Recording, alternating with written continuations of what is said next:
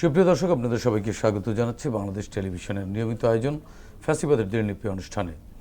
আপনাদের সঙ্গে আছে আমি সাইদ খান। আলোচনার জন্য আমার সঙ্গে আছেন সিনিয়র সাংবাদিক এবং সাংবাদিকতার শিক্ষক কাজী রওনক হোসেন, ঢাকা বিশ্ববিদ্যালয়ের শিক্ষক শাকির আহমেদ। শাসকরা যখন জনগণের মৌলিক অধিকার কেড়ে নেয় তখনই ঘটে গণবিপ্লব। 69, 90 এবং 24-এর অভ্যুত্থান তাই বলে। জার্মানির হিটলার, ইতালির মুসোলিনি, জাপানের হিদেকি তোজো, স্পেনের ফ্রান্সিসকো ফ্রাঙ্কো এবং বাংলাদেশের মুজিব ও হাসিনা তার প্রকৃষ্ট উদাহরণ। মানবজাতির ক্যালেন্ডারের পাতাকে রক্তাক্ত করা দেশ বিদেশের এই শাসকরা জেনে গেছে অত্যাচারের ফলাফল কী হয়। গবেষণামূলক এই অনুষ্ঠানের মাধ্যমে আমরা বিগত সরকারের যাবতীয় ফ্যাসিবাদী ও স্বৈরাচারী নীতির ধরনকে চিহ্নিত করবার চেষ্টা করছি, খুঁজে বের করবার চেষ্টা করছি নাগরিক অধিকার নিশ্চিতের পথ, যাতে ভবিষ্যতে আর কোনো শাসক নাগরিক স্বাধীনতাকে লঙ্ঘনের সাহস না পায়। দর্শক, আজ 15 ফেব্রুয়ারি 2026। শেখ হাসিনার শাসনামলের শুধুমাত্র এই দিনটিতে কী কী ঘটেছিল অতিথিদের সঙ্গে আলোচনার আগে বিভিন্ন গণমাধ্যম থেকে সংগৃহীত কিছু সংবাদের শিরোনাম দেখে আসে। 2010 ছাত্র রাজনীতির নেতৃত্বে অছাত্ররা। 2011 নিঃস্ব লাখো বিনিয়োগকারী, শেয়ার বাজারে ধস অব্যাহত। 2012 তিস্তার পানি কমছে, সেচ নিয়ে দুশ্চিন্তায় কৃষক। 2013 ইলিয়াস আলী নিখোঁজের 10 মাস অতিক্রান্ত। 2015 চট্টগ্রাম বিশ্ববিদ্যালয়ে ছাত্রলীগের 2 গ্রুপে গুলি বিনিময়, আহত 2। 2016 মাহমুদুর রহমানের মুক্তিতে প্রধান বিচারপতির হস্তক্ষেপ কামনা বিএনপির। 2017 কুমিল্লা বিভাগের নাম হবে ময়নামতি, প্রধানমন্ত্রী। 2018 আওয়ামী লীগ নেতাদের বিশ্বাস খালেদা জিয়ার জনপ্রিয়তা বাড়ার কারণ নেই। 2019 ইসির ইমামতিতে দেশের গণতন্ত্রের কবর রচিত হয়েছে, ডাক্তার জাফরুল্লাহ চৌধুরী। 2021 ভাসান চরের উদ্দেশ্যে আরও 1,500 রোহিঙ্গা। 2022 ইয়াবার নতুন রোড এখন আকাশপথ। 2024 শিরিন শারমিন চৌধুরীর বিশেষ সাক্ষাৎকার, বিরোধী দলের ভূমিকা গুরুত্বপূর্ণ নয়। দর্শক, শিরোনামগুলো দেখলাম, এবার শুনবো আলোচনা অতিথিদের মুখ থেকে। শুরুতেই যাচ্ছি রওনক হোসেন, আপনার কাছ থেকে আলোচনা শুরু করতে চাই। 2010 সালের একটি সংবাদে দেখলাম ছাত্র রাজনীতির নেতৃত্বে অছাত্ররা। এই প্রবণতা কিন্তু শুধুমাত্র 2010 সাল না, 24 পর্যন্তই আমরা দেখছি। এখনও পর্যন্ত অনেক ছাত্র সংগঠনের নেতৃত্বে রয়েছেন যারা সাবেক হয়ে গেছেন, ছাত্রত্ব এই মুহূর্তে নেই। এবং এছাড়া বিশেষ করে ক্যাম্পাস ভিত্তিক কমিটিগুলোর বাইরেও নগর, জেলা বা উপজেলা, ওয়ার্ড কমিটিতে ছাত্র সংগঠনের নেতৃত্বে যারা আছেন, অধিকাংশ ছাত্র সংগঠনের নেতৃত্বে যারা রয়েছেন তারা অছাত্র বা ছাত্রই না। এটি আসলে বাংলাদেশের রাজনীতির জন্য কতটা ভয়ঙ্কর দিক বলে আপনি মনে করেন? এবং বাংলাদেশের মতো উন্নয়নশীল একটি রাষ্ট্রে যেখানে বলা হয় ছাত্র রাজনীতির প্রশিক্ষণাগার, সেই জায়গাটিতে ছাত্রই না কিন্তু ছাত্র সংগঠনের নেতৃত্বে আছেন, এটি আসলে কতটা ইতিবাচক? অবশ্যই ইতিবাচক না, এটা 100% নেতিবাচক একটা ঘটনা বা ব্যাপার। এবং এদের দৃষ্টিভঙ্গিটা চেঞ্জ করতে হবে। এই যে আদু ভাই উপাধি নিয়ে তারা বছরের পর বছর ক্যাম্পাসে কাটিয়ে দিচ্ছে নেতৃত্বে, কিন্তু তারা দেখা যাবে যে ছাত্র নেতৃত্বে চাইতে তারা ব্যবসা করছে। এই ছাত্র নেতৃত্বটাকে শুধুমাত্র তারা নিজেদের স্বার্থসিদ্ধির হাতিয়ার হিসেবে ব্যবহার করছে। কিন্তু তারা যদি প্রেজেন্ট স্টুডেন্ট হতো তাহলে তাদের চিন্তাধারা, তাদের আশা আকাঙ্ক্ষা সেটা প্রেজেন্ট স্টুডেন্টদেরকে নিয়েই হতো। যে কারণে দেখা গেছে এই 2010 আপনি বললেন, কিন্তু এটা আমি এরপরেও বহু বছর দেখেছি, ভবিষ্যতে হয়তো একই অবস্থা থাকবে। কিন্তু আপনি খেয়াল করে দেখবেন যে এরা যেটা করে সেটা হলো যে তারা যার যার দলের হায়ারার্কির সাথে তাদের একটা সম্পর্ক থাকে, কিন্তু নিজে যেই সংগঠনটার নেতৃত্ব দিচ্ছে তার সদস্যদের প্রতি তার কোনো অঙ্গীকার নাই, কোনো কমিটমেন্ট নাই। সুতরাং কেউ যদি বলে যে রাজনীতির প্রশিক্ষণের সূতিকাগার হলো এই ইউনিভার্সিটি বা কলেজ, তাহলে এটা ভুল। হয়তোবা বাইরের দুনিয়াতে তা হতে পারে, কিন্তু আমাদের দেশে এটা তা না। আমাদের দেশে এখানে যারা নেতৃত্বে আছে ম্যাক্সিমাম তাদেরকে দেখবেন যে তারা হয়তো বা 5 বছর 10 বছর আগে পাশ করে গেছে। কিন্তু এখনও তারা ওই টাইটেল নিয়ে ওই উপাধি নিয়ে চলছে, এবং ওই উপাধির সুবিধা হলো সব জায়গায় তারা একটা বেনিফিট পায়। সুতরাং সেটা কিন্তু ব্যক্তি স্বার্থ, ব্যক্তির উন্মেষের জন্য এটা হয়। সার্বিকভাবে ছাত্রদের জন্য, ছাত্রীদের জন্য এটা কোনো বেনিফিট বয়ে আনে না, এবং এই সিস্টেমটা আমাদের অবশ্যই চেঞ্জ হওয়া উচিত।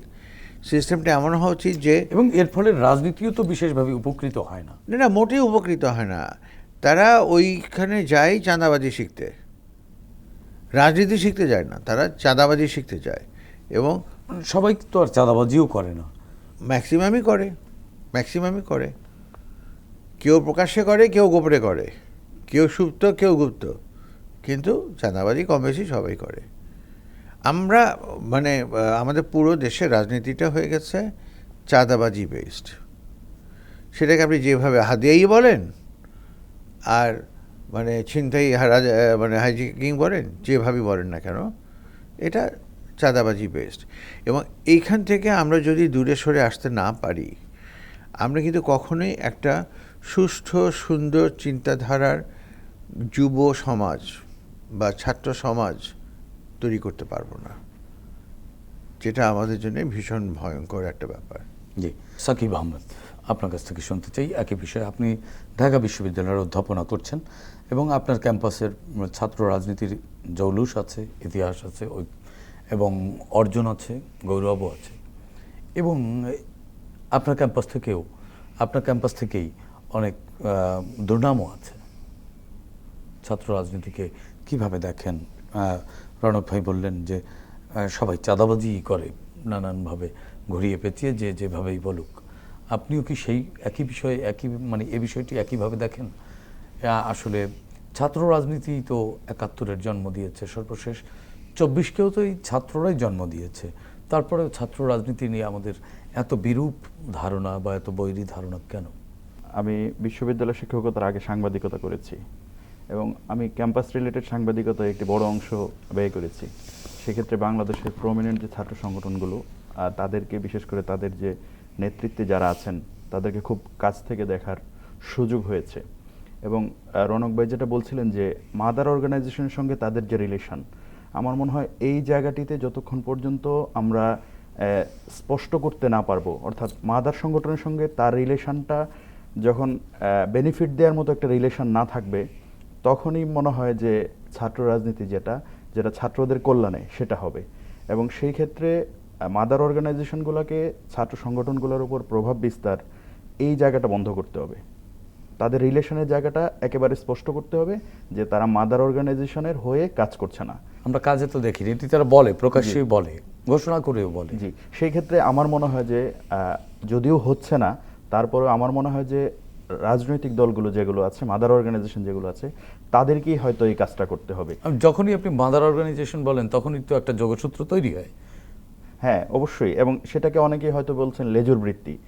এই জায়গাটির রাশ টেনে যতক্ষণ পর্যন্ত আপনি ধরতে না পারছেন, এবং এই পদটিকে যতক্ষণ পর্যন্ত আপনি বেনিফিটের বাইরে নিতে না পারছেন, আমি সভাপতি হলাম, সেক্রেটারি হলাম, বা একটা ইউনিট প্রধান হলাম, তো সেটার ভিত্তিতে আমার যখন আর্থিক বেনিফিটের জায়গাটা যতক্ষণ পর্যন্ত সংশ্লিষ্ট থাকবে, ততক্ষণ পর্যন্ত কিন্তু সেই জায়গাটি কলুষিত হবে। মানে চাঁদাবাজি একটি রাজনৈতিক সংস্কৃতিতে পরিণত হয়েছে। রাজনীতি করতে টাকা লাগে, এই ধারণাটি তো ভুল ধারণা। এই ধারণাটি বাস্তবায়ন করতে গিয়েই তো চাঁদাবাজির ঘটনা বা ব্ল্যাক মানি বা আনএথিক্যাল আর্নিংয়ের পথে ছাত্র নেতৃত্বদেরকে ঝুঁকতে হয়। রাজনীতি করতে টাকা লাগে, এই সংস্কৃতি থেকে তো বেরোতে হবে আপনার বক্তব্য অনুযায়ী মাদার অর্গানাইজেশনকে। আমরা যখন দেখি, অর্থাৎ যিনি ছাত্র রাজনীতি বা কোনো একটা ছাত্র সংগঠনের প্রেসিডেন্ট বা সেক্রেটারি হতে যান, সেক্ষেত্রে তাদের কিন্তু ছাত্রদের ম্যান্ডেট নিতে হয় না, বা তার দলের যারা কর্মী আছে তাদের ম্যান্ডেট নিতে হয় না।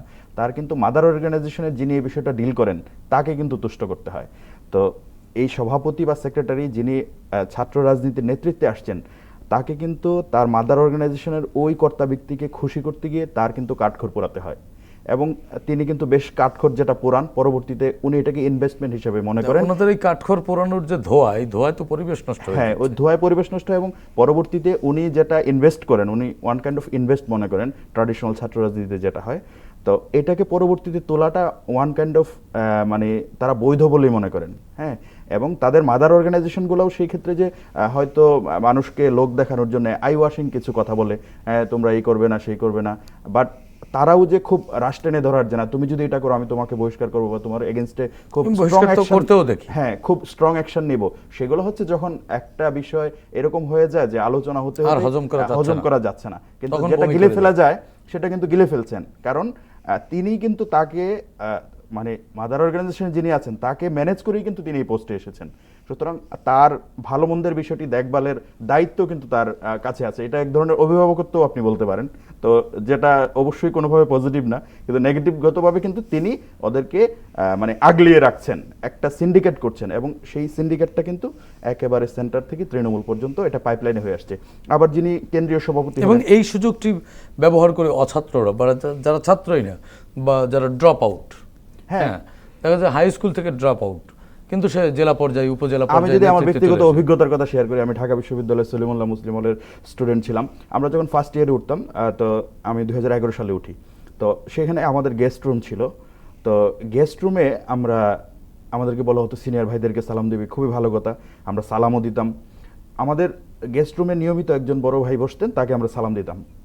তো হুট করে আমরা তো তাকে মনে করতাম যে আমাদের বিশ্ববিদ্যালয়ের স্টুডেন্ট, আমাদের বিশ্ববিদ্যালয়ের তো অবশ্যই আমরা মনে করতাম যে আমাদের হলের স্টুডেন্ট, কারণ হলে তো হলের স্টুডেন্ট, অ্যালটেড স্টুডেন্ট ছাড়া অন্য কেউ থাকার কোনো সুযোগ নেই। তো ওনাকে আমরা হলের বড় ভাই হিসাবেই জানতাম। কিন্তু একদিন সংশ্লিষ্ট দলের বা ছাত্র সংগঠনের দুই গ্রুপের সংঘর্ষ হলো, তো তাকে খুব পিটাইলো এবং তাকে হল থেকে বের করে দিল। তা আমরা বললাম যে সে মানে যারা রানিং ক্ষমতাসীন তাদের রাজনীতি করছে, তাকে বের করে দিল আবার কেন? বলতে না, সে এই প্রতিষ্ঠানের স্টুডেন্ট না, সে পার্শ্ববর্তী একটা কলেজের স্টুডেন্ট। অথচ তাকে কিন্তু বছরের পর বছর এই হলে রাখা হয়েছে, এবং এই হলের যারা লিগ্যাল স্টুডেন্ট, যারা মেধা বলে সিট পেয়ে বিশ্ববিদ্যালয়ে ভর্তি হয়ে এখানে সিট পেয়েছে, তাদের দ্বারা কিন্তু তাকে কর্নিশ করানো হয়েছে। সুতরাং এই যে সিন্ডিকেটটা কত কমপ্লেক্স এবং এইটা যে কতটা দুর্ভেদ্য, এটা আসলে রনক ভাই যেটা বলছিলেন যে এটা আসলে ভাঙবে কিনা ভবিষ্যতে, সেটাও শঙ্কায় আছে। কিন্তু এটি না ভাঙতে পারলে তো আমরা আসলে যে জুলাই আমাদেরকে যে পথ দেখিয়েছে, যে রক্ত, যে লাশের শাড়ি দেখিয়েছে, তাহলে জুলাই থেকে আমাদের কি আমার মনে হয় যে আসলে জুলাই শুধু রক্ত আর লাশই পেলাম। আমার মনে হয় জুলাই তো গেল, আমার মনে হয় যে এই যে জিনিসগুলো এখনো আমাদের মধ্যে জেকে বসে আছে, যেগুলো জুলাইয়ের পরে থাকার কথা ছিল না, আমার মনে হয় কখনো না কখনো মানুষ আবার রাস্তায় নামবে, আরেকটা বিপ্লব হবে। হয়তো পুরোপুরি মানুষের প্রত্যাশার পূরণ হবে না, কিন্তু মানুষ কিন্তু এটারও প্রতিবাদ করবে। সেই মনে করেন 47 থেকেই তো রাস্তায় নেমে আছে মানুষ। মানুষের গন্তব্য হচ্ছে রাস্তা। আমার এক টিচার বলছিলেন যে মানুষের গন্তব্যই হচ্ছে রাস্তা, কারণ সে যখন প্রপার চ্যানেলে যায়, সরকারের কাছে অভিযোগ করে, দায়িত্বশীল কর্তা ব্যক্তি আইন শৃঙ্খলা বাহিনীর কাছে অভিযোগ করে, বা রাজনৈতিক দলের কাছে অভিযোগ, কোথাও সে প্রতিকার পায় না, লাস্টে সে রাস্তা ব্লক করে। কিন্তু আমরা তো একটা নতুন পরিবর্তিত সময়ে মানে অভ্যুত্থান পরবর্তী একটি জাতীয় সংসদ নির্বাচন হয়ে গেল। আজকে যখন আমরা 15 ফেব্রুয়ারি আলোচনা করছি, 3 দিন আগে ভোট হয়ে গেল। আমরা একটা পরিবর্তনের প্রত্যাশা নিয়েই তো যে নতুন যাত্রা শুরু করেছি। এই যাত্রায় কি আমরা সফল হব না? আপনি নিশ্চিত? না, সফল তো অবশ্যই হওয়ার জন্য আমরা সবাই প্রত্যাশা করি, এবং এত রক্ত, এত জীবন আমরা সবসময় প্রত্যাশা করি, বিশ্বাস করি না কেন? হ্যাঁ, বিশ্বাস করি। এই যে আমাদের সামনে যখন নেগেটিভ উদাহরণগুলো আসে, আস্তে আস্তে মানে ক্রমান্বয়ে আমাদের বিশ্বাসের জায়গাটা নষ্ট হয়ে যায়। ভাই যেটা বলছিলেন যে আসলে হবে কিনা, আসলে বিষয়টা এরকম। আমার প্রথমে মনে হচ্ছিল ভাই কেন খুব দৃঢ়ভাবে বলছেন যে হবে না, কিন্তু আসলে এক্সপিরিয়েন্সগুলো তো এটাই বলে, বিটার এক্সপিরিয়েন্স আমাদের। কিন্তু আমরা চাই যে নতুন যারা দায়িত্বে আসবে, নতুন সরকার যারা পরিচালনা করছেন নতুন নির্বাচনের মধ্যে দিয়ে, তারা এই জিনিসগুলো রাষ্ট্র টেনে ধরবেন, এবং রাষ্ট্রের যারা দায়িত্বশীল কর্তা ব্যক্তি হবেন তারা অবশ্যই মানুষের যে বেদনা, যে একটা রাষ্ট্র প্রায় 60 বছর হচ্ছে স্বাধীনতার পর, সেই রাষ্ট্রের মানুষের যে বেদনা, তারা কান পেতে সেটা শুনবেন। মানে মানুষের কথা অন্তত তারা শুনবেন, সমাধান দিতে পারুক বা না পারুক, অন্তত কথা শুনবেন। জি, শাকির আহমেদ, আরেকটি সংবাদের শিরোনামের বিষয়ে একটু আলোচনা আপনার কাছ থেকে শুনতে চাই। 2011 সালের একটি খবর, নিঃস্ব লাখ বিনিয়োগকারী, শেয়ার বাজারের খবর, বুঝতেই পারছেন শিরোনামের ধরন দেখে, লাখ বিনিয়োগকারী নিঃস্ব। আমরা দেখেছি বিগত রিজিমে ছাদ থেকে পড়ে আত্মহত্যা করতেও দেখেছি বিনিয়োগকারীকে। একেবারে তারুণ্য, সম্ভাবনা ছিল, দারুণ আশা নিয়ে, স্বপ্ন নিয়ে শেয়ার বাজারে বিনিয়োগ করেছিলেন, নিঃস্ব হয়ে বাড়ি ফিরেছেন, লাশ হয়ে ফিরেছেন।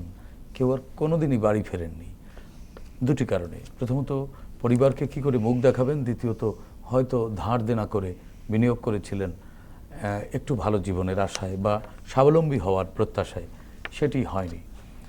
বিগত পুরোটা সময় 15 বছর 7 মাস 4 দিন শেখ হাসিনার শাসনামল ছিল। এই সময়ের একটু দৃশ্য বদলায়নি, ক্যালেন্ডারের পাতার পরে পাতা পাল্টেছে, ভাগ্য বদল হয়নি। নতুন যে যাত্রা শুরু করলাম, আপনার কাছে কি মনে হয় শুধুই কি পাতা বদলাবে আবারও?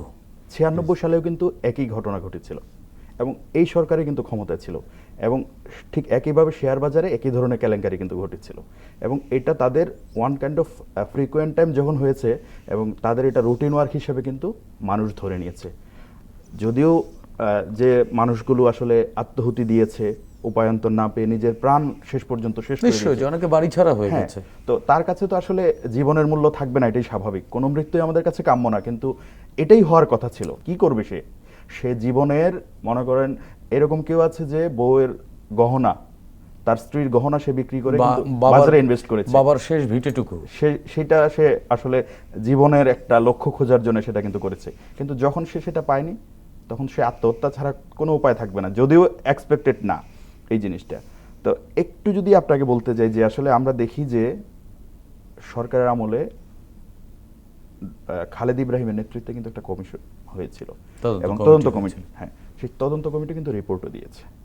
তিনি কিন্তু আবার বলেছেন যে রিপোর্ট কার্যকর হবে না। হ্যাঁ, এবং তিনি যে রিপোর্টটা দিয়েছেন, রিপোর্টটা অনেক বড় রিপোর্ট, কিন্তু আমরা এট এ গ্লান্স যদি একটু বুলেট পয়েন্টগুলো দেখতে চাই, যে আমরা দেখতে পাই উনি বলছিলেন যে 1996 সালের কারসাজিটা যেটা শেয়ার বাজারে হয়েছিল সেটার পরবর্তীতে যে রেকমেন্ডেশনগুলো এসেছে, অর্থাৎ এটার পেছনে যারা যারা দায়ী ব্যক্তি তাদের এগেনস্টে ব্যবস্থা না নেওয়ার কারণেই এই 2009 সাল থেকে 2025 সাল পর্যন্ত যে জিনিসটা হয়েছে সেটা রিপিট হয়েছে।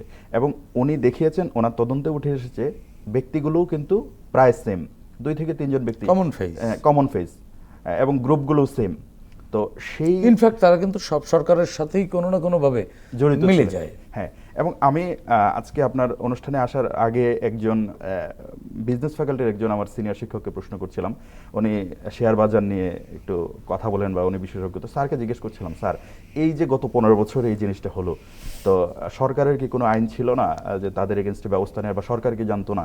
বলতো হ্যাঁ তুমি সাংবাদিক, তুমি জানো না যে কারা কারা এই জিনিসগুলো করেছে? আমি বললাম হ্যাঁ স্যার জানি, সরকারও নিশ্চয়ই জানতো, তো কেন নিল না? বলতো সরকারের আইনে সরকারকে সুযোগ দেওয়া আছে এদের বিরুদ্ধে ব্যবস্থা নেওয়ার জন্য, কিন্তু সরকার কিভাবে ব্যবস্থা নেবে?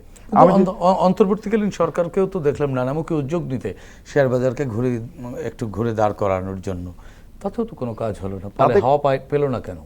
এই ওনারা বলছেন যে ওনাদের একটা অল্প সময়, তারা নির্বাচন করবেন নাকি সংস্কার করবেন, এক দলের পক্ষ থেকে নির্বাচন আর এক দলের পক্ষ থেকে সংস্কার। এরপরে তারা দায়িত্ব নেওয়ার পর যে তাদের মানে দাবির যে ফুলঝুরি এবং রাস্তায় তাদের যে আন্দোলন যেভাবে সামলাতে হলো, আমি বলছি না যে তাদেরও হয়তো মানে জায়গাগুলোতে গ্যাপ আছে, কিন্তু মোটা দাগে তারা যেটি দাঁড় করিয়েছেন যে তাদের হয়তো এই আন্দোলন বা অন্যান্য কাজ সেটি করতে গিয়ে তাদের সময় শেষ হয়ে গেছে এবং তারা কোনো রেগুলার সরকারও না। এবং এই জিনিসটা আমারও মনে হয় যেটা, যে এই কাজগুলো রেগুলার গভর্নমেন্ট যারা, নির্বাচিত সরকার যারা, তারা করলে সাস্টেনেবল হয় না। কিন্তু এখানে শাকির, আমি আপনাকে আরেকটি বিষয় বলতে চাই, আমি একটু বিরোধিতাই করব। সেটি হচ্ছে দীর্ঘ 17 বছর বা 15 বছর 7 মাস মানুষ এক ধরনের বঞ্চনার মধ্য দিয়ে গেছে, এক ধরনের দুঃশাসনের মধ্য দিয়ে গেছে। তো সেই 17 বছর 15 বছরের যে প্রত্যাশা, সেই প্রত্যাশা নিয়ে তো মানুষ আসবে। when you are a manager you have to manage। হ্যাঁ, সেখানে তো গ্যাপ আছে। আমি শুরুতেই যেটা বললাম, তার মানে কি ম্যানেজারিয়াল ক্যাপাসিটি নিয়ে, হ্যাঁ সেটা নিয়ে তো অবশ্যই প্রশ্ন আছে। সেই জায়গাতে প্রশ্ন যদি না থাকতো তাহলে মানে আমরা যেভাবে এক্সপেক্ট করেছিলাম বা প্রফেসর ইউনূসের সরকারের কাছে মানুষের যে দাবি দাওয়াগুলো ছিল, আমি কিন্তু প্রথমেই রিকগনাইজ করে নিচ্ছি যে দাবিগুলো নিয়ে মানুষ রাস্তায় নামছেন, মেজরিটি দাবি কিন্তু যৌক্তিক এবং হচ্ছে তারা এটা এত দেরিতে তাদেরকে রাস্তায় নামতে হচ্ছে এবং লাঠিপেটা খেতে হচ্ছে এই দাবিগুলো নিয়ে তাদের, যেটা তাদের ঘরে পৌঁছে দেওয়ার কথা ছিল। কিন্তু সরকারের, আমি জানি না কতটুকু সদিচ্ছা আছে, সদিচ্ছার চেয়ে বড় আমি যে জায়গাটাতে গ্যাপ দেখি, যে এক্সপিরিয়েন্সের জায়গাটাতে তাদের গ্যাপ। বাস্তবে একটা বিরাট বড় গ্যাপ রয়ে গেছে। আমাদের মতনই একটা অভ্যুত্থান প্রতিবেশী দেশ নেপালে হয়েছে, সেখানে একজন প্রধানমন্ত্রী নিয়োগ করা হয়েছে। উনি কিন্তু একটা কথাই বলেছেন, আমি ইলেকশন ছাড়া, সুষ্ঠু ইলেকশন ছাড়া অন্য কোনো কিছু নিয়ে আমি মাথা ঘামাবো না। এবং ওনার উপদেষ্টা ছিল বা আছে 3 জন। এখন আমাদের যারা অন্তর্বর্তীকালীন উপদেষ্টা বা সরকারের সদস্য, তারা নিজেদের কি করণীয় সেটাই ঠিক মতন জানে না। 12 ফেব্রুয়ারি নির্বাচন, এটা তো আমরা বেশ পরে জানলাম, কিন্তু সরকার কবে নির্বাচন দিবে? 5 বছর কন্টিনিউ করবে, 2 বছর কন্টিনিউ করবে, 1 বছর কন্টিনিউ করবে? এক সংস্কার ধরনের অনিশ্চয়তার রিকমেন্ডেশন মধ্যে দিয়ে যাবে নাকি সংস্কার বাস্তবায়ন করবে? আগে নির্বাচন নাকি আগে সংস্কার? না, সংস্কার তো বাস্তবায়ন করে তাদের কোনো সুযোগ সুযোগ নাই। হ্যাঁ, যেটা আমি বলছিলাম যে আসলে নির্বাচিত সরকার লাগবেই। হ্যাঁ, তো এবং সেই ক্ষেত্রে তারা যদি সেক্ষেত্রে তারা যদি বুদ্ধিমান হতো, তার যদি সুদূর প্রসারী দৃষ্টিভঙ্গি থাকতো, সব বাদ তাহলে দিয়ে তারা নির্বাচনটা করতে পারে। নির্বাচনটা আগে করতো। জি, রওনক হোসেন, আরেকটি বিষয় ছোট ছোট করে একটু শুনতে চাই। জি। 2013 সালে ইলিয়াস আলী নিখোঁজের 10 মাস অতিক্রান্ত, 10 মাস পেরিয়ে আজকে 10 বছর আর 13 বছর হয়ে গেল, আজও খোঁজ পেল না। অন্তর্বর্তীকালীন সরকারও কোনো মীমাংসা করতে পারলো না, কোনো সিদ্ধান্ত দিয়ে যেতে পারলো না। নির্বাচিত সরকার চলে আসলো, এখন কি ইলিয়াস আলীর পরিবার ইলিয়াস আলীর খোঁজ পাবে, বা রাষ্ট্র কি তাদের মীমাংসা করবে কিনা? এটি ইলিয়াস আলীর নামটা আসাতে আমার মনটা খুব খারাপ হয়ে গেল, কারণ যেদিন সে অপহৃত হলো বা তাকে গুম করা হলো বা নিখোঁজ করা হলো, তার ঠিক 2 দিন আগে প্রেস ক্লাবে আমরা পাশাপাশি বসে একটা বিয়ের অনুষ্ঠানে বিয়ের খাবার খেয়েছি, অনেক আলাপ করেছে। এবং ইলিয়াস আলীকে আমি খুব পছন্দ করতাম, কারণ তারুণ্যে উদ্দীপ্ত একটা ছেলে, এবং সে তার নিজের এলাকাতেও অত্যন্ত জনপ্রিয়। মুশকিল হলো যে জনপ্রিয় হোক আর যেটাই হোক না কেন, যখন তারা সরকারের, আমি বলছি সেই সরকারের, তখনকার সরকারের রোষানলে পড়েছে, সরকার মনে করেছে এ থাকা মানে আমার পথের কাঁটা, সুতরাং একে দূর করে দাও, তখন আর কিছু থাকে না। আমরা নানান কিছু শুনি। নতুন সরকারের সামনেও তো এরকম বাধা আসতে পারে, এরকম প্রতিবাদ আসতে পারে, প্রতিরোধ আসতে পারে, তো একই পথেই কি হাঁটা উচিত হবে? হাঁটা উচিত হবে না, কিন্তু তাতে কিছু করণীয় থাকবে না। মানে আমরা যেটা হয়েছে কি, মানে আমরা কি পুরনো সবটা সব পুরনোর কিছু মধ্যেই থাকবো? আমরা সব কিছুই পয়েন্ট অফ নো রিটার্নে যে মানে যা হচ্ছে তাই মেনে নিচ্ছি, ভবিষ্যতেও তাই? ভবিষ্যতে তাই, যদি না আমাদের নির্বাচিত সরকার পজিটিভলি দেশ সম্পর্কে চিন্তাভাবনা করে এবং কিছু কিছু ব্যাপারে কঠোর হয়, আর ওই যে তাবেদারদেরকে একটু দূরে রাখে। জি, তাবেদারদেরকে কি দূরে রাখার সুযোগ সরকার পাবে? সবে তো শুরু। এটা অনেক বড় চ্যালেঞ্জ, কারণ হচ্ছে যারা তাবেদার তারা কিন্তু একটা চেইন মেনটেন করে এবং তাদের চেইনে এবং তাদের ম্যানেজারিয়াল ক্যাপাসিটি খুবই ভালো। হ্যাঁ, তো এটা চ্যালেঞ্জ, কিন্তু এটা যদি বুঝতে না পারে তাহলে কিন্তু গত আমলে যেটা হয়েছে সেটাই কিন্তু রিপিট হবে। আমরা কি প্রত্যাশা করি সেটা? না, আমরা এই রক্তাক্ত বাস্তবতায় আবারও ফিরতে চাই? হ্যাঁ, আমরা তো সেটা প্রত্যাশা করি, এবং হচ্ছে আমরা খুব সহজে যেন ভুলে যাই। হ্যাঁ, এই ইলিয়াস আলী বলছিলেন মেমোরিটা গোল্ডফিশ মেমোরি। গোল্ডফিশ, এবং আপনি ইলিয়াস আলীর কথা বলছিলেন যে মানে আমার কাছে এই যে আস্তে আস্তে আমরা ভুলে যাচ্ছি, এবং আমাদের সামনে নিত্য নতুন এরকম ঘটনা আসে, আলোচনার বিষয় হয়ে গেছেন। উনি আর মানে না, ওনার প্রয়োজনীয়তা নেই, আলোচনার প্রয়োজনীয় উনি যে একটা মানুষ, বা উনি যে নাই, মারা গিয়েছেন বা নিখোঁজ হয়েছেন, ওনার পরিবারের ব্যথা বেদনা, সেগুলো আমাদেরকে হয়তো টাচ করছে না। আমরা হয়তো এখানে আলোচনার খাতিরে আলোচনা করছি, কিন্তু আসলে যে ফ্যামিলি ভিকটিম সেই বুঝে যে আসলে তার মেম্বারটাকে হারানোর যন্ত্রণা কি, এবং সারা জীবন সে সেটা ভোগ করবে। আমাদের কি ভবিষ্যতে আরো এরকম মানুষ আসবে যাদের নিয়ে আলোচনা আমরা তো করতে? কোনোভাবেই প্রত্যাশা করি না যে এই লিস্টে আরেকজন যুক্ত হোক। হ্যাঁ, কোনোভাবেই প্রত্যাশা করি না। সেই ক্ষেত্রে আমাদের দেশের সরকার এবং আইন শৃঙ্খলা বাহিনী তারা যদি মানে দৃঢ় হয়, সচেষ্ট হয়, আমার মনে হয় না যে এটা হবে। কিন্তু এই ক্ষেত্রে সরকারকে কিন্তু সদিচ্ছা থাকতে হবে। আরেকটা জিনিস যোগ করতে চাই, আপনি দুইটি শ্রেণীর কথা বললেন, সরকার এবং আইন শৃঙ্খলা বাহিনী, কিন্তু এর সাথে আরেকটি দরকার অনেক বেশি, যে কারণে বারবার আমরা ভুগি, বারবার আমরা হোঁচট খাই। রাজনীতিবিদদের দেশপ্রেমিক হতে হবে। হ্যাঁ, সেটা তো অবশ্যই, অবভিয়াসলি। ওই যে বলছিলাম যে রাজনীতির বেনিফিটের জায়গাটাকে আপনার এই জায়গাটা ক্লিয়ার করে ফেলতে হবে। এখানে অস্পষ্ট অনেক বেনিফিট আছে। এই রনক ভাই যেটি বলছিলেন, কেউ প্রকাশ্যে নিচ্ছে, কেউ এই নামে নিচ্ছে, হ্যাঁ নানান নামে নিচ্ছে, নাম পরিবর্তন হচ্ছে, কিন্তু এন্ড অফ দ্য ডে জিনিস তো একই।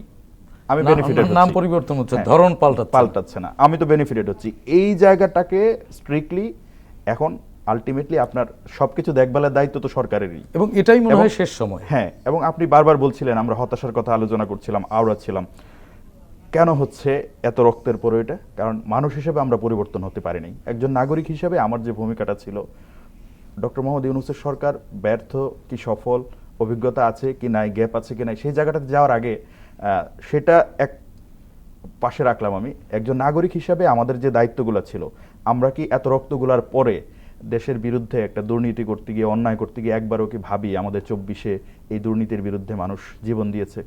তো এই জায়গাটা বা এটা যখন আমাদের ব্রেনে কাজ করতে হবে, আমাদের যখন ভাবনা এই জিনিসটা না আসবে ততদিন পর্যন্ত ওই যে আমাদের হতাশার বাণী শুনতে হবে এবং আলটিমেটলি কোনো লাভ হবে না। রক্ত যাবে, লাশ যাবে, এগুলো আমাদের কাছে কেবল সংখ্যা হবে, ঘটনা হবে, কিন্তু আমাদের রাষ্ট্রীয় জীবনে বা ব্যক্তি জীবনে এটার কোনো ইম্প্যাক্ট পড়বে বলে আমার মনে হয় না, যতক্ষণ পর্যন্ত আমরা নাগরিক হিসেবে কনসাস না হচ্ছি বা দায়িত্ব। আমি একেবারে একবার 24 জুলাইতে কি হলো, ছাত্রদের যেই অভ্যুত্থান হলো, তাদের যেই রোল দেখলাম আমরা, সেই রোল দেখে আমরা খুব অনুপ্রাণিত হলাম, সাধারণ মানুষও নেমে আসলো।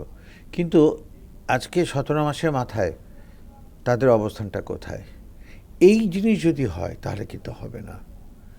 আমাদের তরুণ সমাজকে বাস্তবিক এগিয়ে যেতে হবে এবং রুখে দাঁড়াতে হবে। সংস্কার নিজেকে আগে করি, পরিবারকে করি, পাড়া প্রতিবেশীকে করি, রাষ্ট্র সংস্কার হয়ে যাবে। আমি মনে করি আমি সংস্কার হবো না, রাষ্ট্র সংস্কার হলে তো সব ঠিক হয়ে যাবে, কিন্তু আলটিমেটলি একজন করেই তো সবার। এটা হচ্ছে কি, শরীরে দুর্গন্ধ থাকা অবস্থায় আপনি যত দামি কাপড়ই পরেন লাভ নাই, দুর্গন্ধ তো আটকাবে না। দেশপ্রেমটা একদম মানে ভীষণভাবে আমাদের চর্চা করতে হবে। মানে আমাদের সবাইকে নাগরিক পর্যায় থেকেই আমাদের পরিশুদ্ধ হতে হবে এবং আমাদের উদ্দেশ্য এবং লক্ষ্য এ দুটি আমাদেরকে আইডেন্টিফাই করতে পারতে হবে যে আমরা কি করব, কেন করব এবং করছি না কেন, এই জায়গাগুলো আমাদের নিশ্চিত করতে হবে। ধন্যবাদ শাকির আহমেদ আপনাকে, ধন্যবাদ রওনক হোসেন আপনাকেও। প্রিয় দর্শক, 24-এর ছাত্র জনতার গণ অভ্যুত্থান পৃথিবীর ইতিহাসে নতুন এক পরিচিত করেছে বাংলাদেশকে। জনগণ আসলে শাসকের শোষণ নয়, চায় স্বচ্ছতা ও জবাবদিহিতামূলক রাষ্ট্র ব্যবস্থা, যার মাধ্যমে রাষ্ট্রে তাদের অধিকার নিশ্চিত হয়, প্রজা থেকে হয়ে ওঠে নাগরিক। আসুন নতুন এই বাংলাদেশকে আমরা নাগরিক বান্ধব হিসেবে গড়ে তুলি, সাধ্যমতো ভূমিকা রাখি দেশ ও জাতি গঠনে। দর্শক, দেখা হবে আগামী পর্বে নতুন অতিথিদের সঙ্গে নিয়ে। ততক্ষণ পর্যন্ত ভালো থাকুন, সুস্থ থাকুন, বাংলাদেশ টেলিভিশনের সঙ্গেই থাকুন। খোদা হাফেজ।